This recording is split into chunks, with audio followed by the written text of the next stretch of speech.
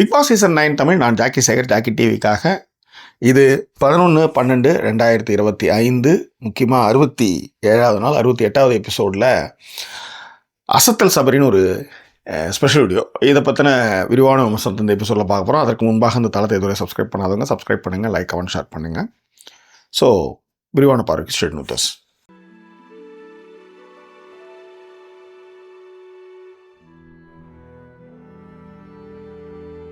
நான் முன்னாடியே சொன்ன மாதிரி பிக் பாஸ் என்ன நம்மளுக்கு காமிக்கிறாங்களோ அதை வச்சு தான் நம்ம வந்து மனிதர்களை எடை போட முடியும், ரைட்?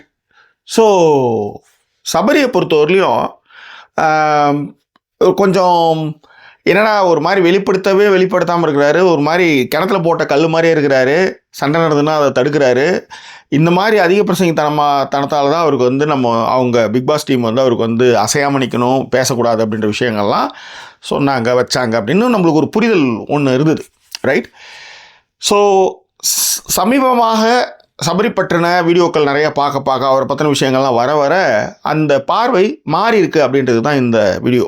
காரணம் என்னென்னா, சென்சிபிளாக அந்த வீட்டில் பேசுகிறதுக்கு, சென்சிபிளாக எத்திக்காவோட கொஞ்சம் நடந்துக்கிறது அப்படின்னு சில பேர் இருப்பாங்க இல்லையா? அதில் நான் வந்து ஏற்கனவே இப்போ அமித் பார்கவ் அதில் முதல் இடத்துல படுக்கிறார். ரெண்டாவது வந்து விக்ரம், கனி, இந்த வரிசை அப்படியே தான் இருந்தது. எனக்கு தெரிஞ்ச அந்த இடத்த வந்து ஃபில்ஃபில் பண்ணுறதுக்கான ஆட்களாக அப்படின்னு நாம் நிறைய பேர் நம்ம வந்து யோசித்தோம். புதுசாக வந்த வைல்டு கார்டு கண்டஸ்டன்ட்லாம் அவங்களாம் இருப்பாங்கன்னு பார்த்தா அந்தளவுக்கு இல்லை, ஓகே. பட் ஆனால் சபரி அந்த எத்திக்கலாகவும் அதே நேரத்தில் நிறைய சென்ஸ் ஆஃப் ஹியூமரோடையும் ஒரு ஆள் இருக்க முடியுமானா அதை சமீபகால வீடியோக்களில் அவர் சூப்பர் அப்படின்ற மாதிரி பார்க்க முடியுது. அதே மாதிரி எஃப்ஜேவை பொறுத்தவரையிலையும் அவருடைய லவ் கண்டென்ட் மட்டும்தான் பேசப்பட்டதுக்கோசரம் அவர் வந்து இந்த ஆட்டத்தை எவ்வளோ உன்னிப்பாக பார்க்குறாரு அப்படின்றது நேற்றைய அதாவது முக்கியமாக பார்வதியை போட்டு பொழந்ததில் பார்க்க முடியுது. நேற்று பார்வதியை போட்டு பொழந்தாலும் கூட சபரி வந்து எஃப்ஜேவை தனியாக கூப்பிட்டு வந்து பேசிகிட்டு இருக்கிற விஷயத்தையும் பார்க்க முடிஞ்சுது. காரணம் என்னென்னா, அவர் வந்து அவர்கிட்ட எக்ஸ்பிளைன் பண்ணுறாரு, நீ ஒரு மன்னிப்பு கேட்டிருக்கலாம், நீ மன்னிப்பு கேட்டுதான் நல்லா இருந்திருக்கும் பார்வதி கிட்ட அப்படின்னும் போது, இல்லை நான் அதுக்கு முன்பாக ஒரு விஷயம் ஒன்று நடந்தது, அதுக்கு வந்து எனக்கு தெரியும், நான் மன்னிப்பு கேட்டேன். இது ஒரு விளையாட்டாக பேசின ஒரு விஷயம், அந்த விஷயத்துக்கு வந்து அவங்க என்னை கார்னர் பண்ணுறாங்கன்னு எனக்கு தெரிஞ்சு போச்சு, அதனால் நான் அதை செய்ய மாட்டேன்றதில் நான் ரொம்ப தெளிவாக இருந்தேன் அப்படின்றதையும் அவங்க அங்கே சொன்னாங்க. ஸோ இப்போ இந்த மாதிரியான ஒரு சிச்சுவேஷனில் வந்து சபரியுடைய அந்த கோர்ட்டு டாஸ்க் ஒன்று பார்க்குறோம். உண்மையிலே அந்த கோர்ட்டு டாஸ்கில் வந்து அவர் வந்து பார்வதியை டீல் பண்ணுற விதம் இருக்குல்ல, பார்வதியை வந்து அவர் கேள்வி கேட்குற துணி, அந்த விஷயங்கள் வந்து ரொம்ப சென்சிபிளாக இருந்தால் மட்டும்தான் அதை ரொம்ப அழகாக கேட்க முடியும். இதுக்கு முன்னாடி வந்து இந்த வீலாக் அப்படின்னு ஒரு விஷயத்தை ஒன்று பண்ணும்போதே ஒரு காம்பேரர் அந்த மாதிரியான விஷயங்கள், அந்த பேச்சு, கல்யாண மாலை மாதிரி அவர் வந்து பேசின விஷயங்கள், இதெல்லாமே வந்து ஒரு நல்ல ஒரு ஆள் அப்படின்றதையும், ஒரு கிரியேட்டிவான ஒரு ஆள் வந்து உள்ளார தூங்கிட்டு இருக்காங்க, அதையே நம்மளுக்கு தெரியவே மாட்டுது அப்படின்னும் போது தான் எப்போ இந்த 66வது நாளில் தான் அவர் வந்து கோர்ட்டு டாஸ்கில் அவர் வந்து நம்ம நல்லா புரிஞ்சிக்க முடியுது. காரணம் என்னன்னா, ரொம்ப வேலிடான பாயிண்டை வச்சார். எஃப்ஜேவுக்காக வாதாடினதில் எஃப்ஜே வந்து தேர்ந்தெடுத்த விஷயத்துலையும் சரி ரொம்ப சிறப்பாக வந்து பண்ணார். காரணம் இவர் எல்லா விஷயமும் தெரியும்.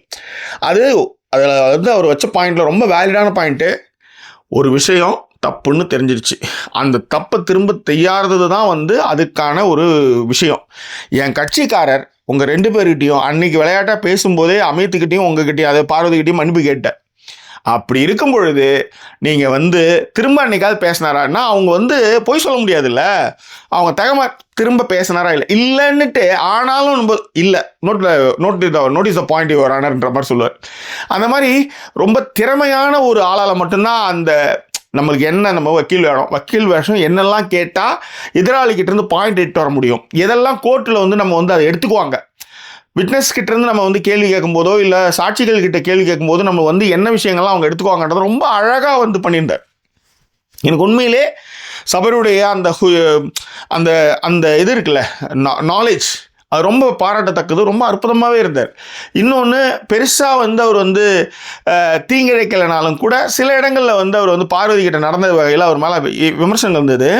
ஆனால் எதிர்பாராமல் நடந்த விஷயத்தையே அவர் என்ன பண்ணாருன்னா, அந்த பெருமைக்கு எருமை மேய்க்கிற கதையாக வந்து போய் பேசுவார். அவர் நான் வேணுன்னே தான் பண்ணேன். இப்போ இந்த கும்பலாக இருக்கும்போது ஒய்ஃபை வந்து அடிக்கவே மாட்டான், ஆனால் வெளியில் போய் சொல்லும்போது நான் தான் ஒரு பார்வைக்கு அப்படியே நின்றுடுவா தெரியுமா அப்படின்ற அந்த துணி இருக்குல்ல, அது எல்லார்கிட்டையுமே இருக்கும். இவன் தான் ஒய்ஃபு காலில் ஊந்து கிடப்பான். ஆனால் வெளியில் சொல்லும்போது பார்த்தா அந்த கெத்தை விடாமல் இருக்கிறதுக்கு நாங்கள்லாம் சாது மிராண்டா அப்படின்ற மாதிரி இருக்கு. ஆனால் வடிவேல் வந்து கோவசரில் வந்து ஈத்து போட்டு உதைக்குமா, அந்த மாதிரி கதை நடக்கும் நிறைய இடத்துல. அந்த மாதிரியான ஒரு விஷயத்தை தான் அவர் வந்து வாய் விடுவார்னு வச்சுக்கோங்களேன். ஸோ சபரியுடைய மிகப்பெரிய டவுன்ஃபாலாக அந்த இடத்த பார்க்குறேன் நான். ஒரு நிறைய இடத்துல வந்து அந்த இடத்த வந்து அவருக்கு வந்து எல்லாருமே வந்து அதை போட்டு கழுவி ஊற்றினா. ஆனால் சபரிக்கிட்ட ஒரு கிரியேட்டரும் அதே நேரத்தில் எத்திக்கலாக விளையாடக்கூடிய விஷயங்களும் இப்போ ஒன்றும் இல்லை. இன்றைக்கி உங்ககிட்ட பேசிகிட்டு இருந்தார் சாண்ட்ரா கிட்ட. நான் சாப்பாடு இல்லைன்னு கேட்கும்போது சாப்பாடு இல்லைன்னு சொல்லிட்டீங்க. அவங்க உடனே அதுக்கு சப்பக்கட்டு கட்டுறாங்க. இல்லை சாப்பாடு வந்து கீழே இருந்தது, நான் பார்க்கல போகலன்னு அவங்க ஒரு கதை சொல்கிறாங்கன்னு வச்சுக்கோங்க, அது விடுங்க. ஆனால் இந்த எட்டாதாயின் கிட்டன மரம் அப்படின்றது என்னது, கிட்டாதாயின் எட்டன மரம் ஏதோ சம்திங், ஆமாம் கிட்டாதாயின் எட்டன மரம் அப்படின்றது. அது மாதிரி சில விஷயங்கள் கிடைக்கலன்னா சில விஷயங்கள் வந்து ஒன்று நம்ம நினச்சி ஒன்று நடக்கலை, அதை நீங்கள் வந்து உதாசீனப்படுத்திட்டீங்க, என்னுடைய பசியை நீங்கள் வந்து விளையாட்டுத்தனமாக எடுத்துட்டீங்கன்னும் போது நம்மளுக்கு ஒரு கோவம் வரும்ல. இதான் வச்சுக்கோங்க நீங்களே அப்படின்ற மாதிரி இருக்குது. அதை தொடவே மாட்டோம்லாம். அந்த மாதிரியான அந்த ரோஷம்லாம் அவருக்கு இருந்தது. இதெல்லாம் பார்க்கும்போது நம்மளோட கனெக்ட் ஆகிற மாதிரி இருக்குல்ல. இப்போ நம்மளுக்கு அந்த மாதிரிலாம் நிறைய விஷயங்கள் இருக்கும். ஒரு விஷயம் நான் பண்ணியிருக்கேன், நான் உன்னை வந்து கேட்குறேன், அதை வந்து நீங்கள் வந்து கொடுக்காம போகிறீங்க, இதுக்கப்புறம் நீ வந்து சொன்னால் என்ன சொல்லட்டா என்ன அப்படின்ற மாதிரி. ஸோ அது வந்து அது அவர்கிட்ட இருந்தது.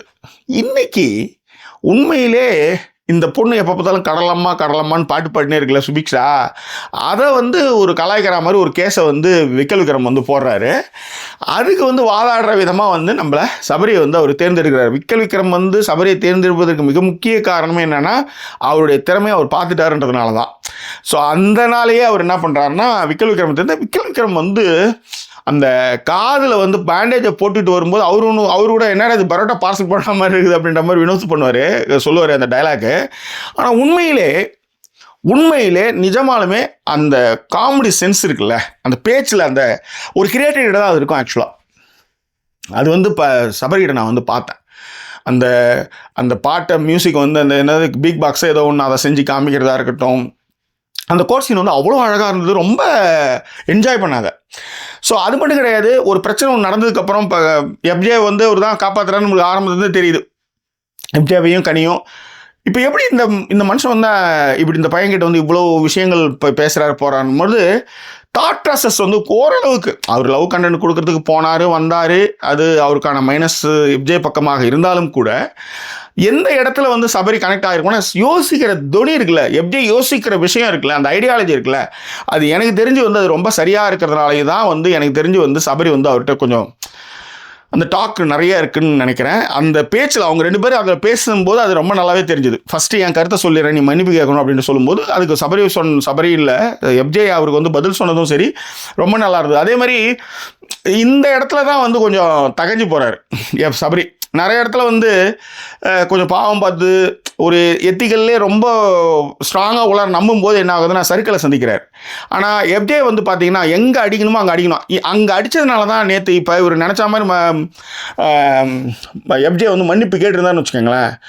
ஷி செட் ப்ரூவ்டு ப்ரூவ் ஆகிடுச்சு அப்படின்ற proved hence something she said அந்த மாதிரி சொல்லுவாங்கள்ல, அது வந்து உண்மையாக இருக்கும். ஆனால் அந்த மன்னிப்பு கேட்காதனால அவங்க திரும்ப மன்னிப்பு கேளுன்னு சொல்லும்போது அவர் வந்து சொன்ன கவுண்டரில் தான் அவங்க அடங்கியே போனாங்க. அது மட்டும் கிடையாது, நைட்டு போய் ரொம்ப சோகமாகவே உட்காந்துருந்தாங்க. அதுக்கு காரணம் எஃப்ஜேவுடைய கமெண்ட்டும். ஏன்னா உங்களை யாருமே அந்த கமெண்ட்டை சொல்ல மாட்டாங்க. உதாரணத்துக்கு இன்றைக்கி யாராவது ஒருத்தவங்களாவது நீ இவங்க 2 பேர் மைக்க மறைச்சி பண்ணனால தான் எங்களுக்கு பால் முட்டை கிடையாது, நீ இந்த வேலை செஞ்சே ஆகணும்னு சொல்ல முடியல. இன்றைக்கும் வந்து சமயக்கட்டில் வந்து எனக்கு நிறைய வேலை கொடுக்குறீங்கன்னு ஒரு பஞ்சாயத்து பண்ணுறாங்க அவங்க 2 பேரும். இதெல்லாம் கேட்கறதுக்கு ஆளே கிடையாது. அப்படி இருக்கிற இடத்துல எஃப்ஜே வந்து அதை சரியாக அடிக்கும் பொழுது சபரி மாதிரியான ஆள் என்ன பண்ணுறாங்கன்னா நல்லவன் இதை இப்படி பண்ணணும் போகணும்னு நிறைய திக்ஸோட பண்ணுறாருல, ரொம்ப தப்பு. அதுதான் சபரியோட டவுட்ஃபாலு. எதிரி என்ன ஆயுதத்தை எடுக்கிறானோ அந்த ஆயுதத்தை நம்மளும் கையில் எடுக்கணும் அப்படின்றது தான் ஒரு பேசிக்கான நிலைப்பாடு. அந்த நிலைப்பாடு வந்து எடுத்திருந்தாரோ நல்லா இருந்திருப்பார். இன்னும் கூட அடுத்தடுத்த கட்டங்கள் வந்திருக்கலாம். ஒரு இடத்துல ஏன்னா இதெல்லாம் பேசிக்கிட்டா அந்த வீட்டை பொறுத்தவரையிலும் அதெல்லாம் பேசணும், ஓகேவா? ஸோ உண்மையிலே வந்து சபரி வந்து ஒரு எத்திக்கலாகவும் ஒரு காமெடி சென்ஸோடையும் ஒரு கிரியேட்டராகவும் இருக்கிறது வந்து 65 நாளைக்கு அப்புறம் தான் தெரிய ஆரம்பிச்சது. கொஞ்சம் தெரிஞ்சாலும் கூட முக்கியமாக அந்த கோர் டாஸ்கில் நான் ரொம்பவே ரசித்தேன். அதுக்காக தான் இந்த ஸ்பெஷல் வீடியோ. இது குறித்தான உங்கள் கருத்துக்களை தந்தால் அந்த பிரிண்டர்கள் தெரியப்படுத்துங்க. மீண்டும் வேறு ஒரு எபிசோட உங்களை நான் சந்திக்கிறேன். அது ஒரு நன்றி கூறிய உங்கள் ஜாக்கி சேகர். நன்றி, வணக்கம்.